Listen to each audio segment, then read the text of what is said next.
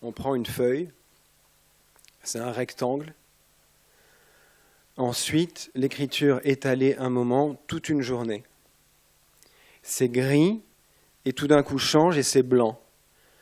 Tout glisse, d'un coup tout est rouge, tout penche sur le visage, le paysage glisse.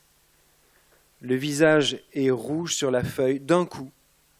C'est un paysage sur le visage qui se colle. Le visage est un rectangle. Ce n'est pas utile de travailler. L'écriture est penchée et elle glisse du haut du paysage sur le rectangle par le visage. Le visage ne se pose pas de questions. Il suffit de pencher. Il suffit de dire et tout s'ensuit, tout le reste. Peu importe ce qu'on dit, peu importe.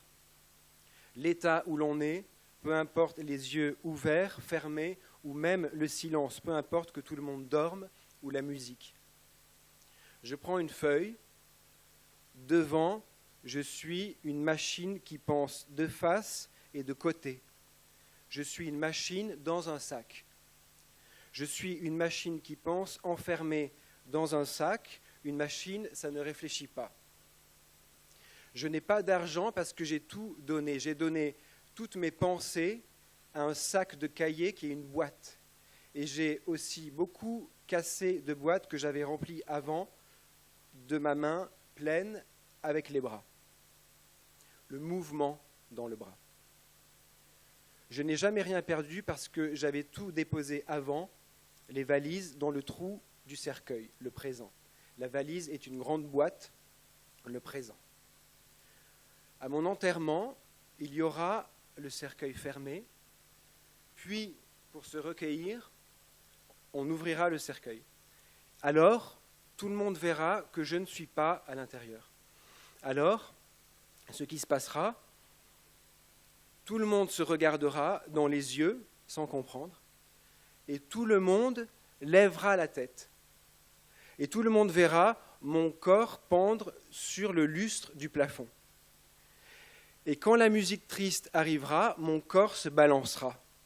Et tout le monde rigolera. On rigolera parce que le corps se balancera en rythme. C'est ça qui sera rigolo. Ce sera rigolo de se rendre compte que, même mort, le corps est mu d'une volonté. C'est l'étonnement, c'est la découverte qui fera rigoler. Le jour de mon enterrement de mon corps. Le jour où tout le monde découvre une révélation sur le corps après la mort, on a les yeux étonnés, parce qu'on a appris une connaissance. Les obsèques sont un jour étonnant pour apprendre une connaissance. On ne s'y attendait pas. On repart chez soi riche d'une chose en plus dans la tête. On peut écrire un email et raconter. C'est alors la communication de la connaissance, ou sa diffusion, ce qui est un peu la même chose. Je serai heureux, mort, de contribuer à la diffusion d'une connaissance de la vie après la mort, à savoir que le corps sort du cercueil pour danser au plafond, au rythme de la musique triste. Les musiques tristes servent à pleurer, sauf si on pleurait déjà avant, auquel cas elles ne servent à rien. Les musiques tristes rebondissent sur les murs. C'est pourquoi elles visent. C'est pourquoi elles touchent juste, droit dans la tripe. Et c'est pour ça qu'on les pleure, à cause de la tripe. Toucher droit dans la tripe, on ne pense plus. On ne peut que pleurer. Les pleurs coulent de haut en bas, c'est leur mouvement. La tripe vibre en elle-même, sur elle-même, c'est son mouvement. C'est plus précisément sa vibration. Mais si l'on n'est pas dans une obsèque, il peut y avoir des moments où les pleurs et la pensée peuvent cohabiter. C'est alors une composition. Deux éléments qui se composent donnent un troisième élément, c'est leur spécificité. Il faut donner un exemple. Par exemple, on n'est pas dans une obsèque. On est ailleurs, on est dans la chambre. On met une musique triste. Comme à l'obsèque, mais là, on est dans la chambre. On pleure la musique. Puis, dans le pleur, une pensée vient. C'est un exemple de composition. La musique, l'alarme, la pensée. Puis la pensée peut donner un désir ou un besoin, par exemple le désir ou le besoin de faire un dessin.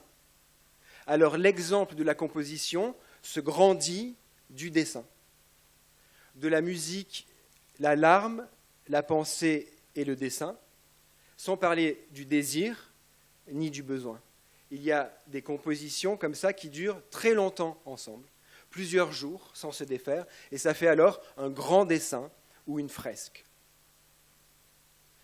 La pensée vient d'un pleur, dans l'exemple.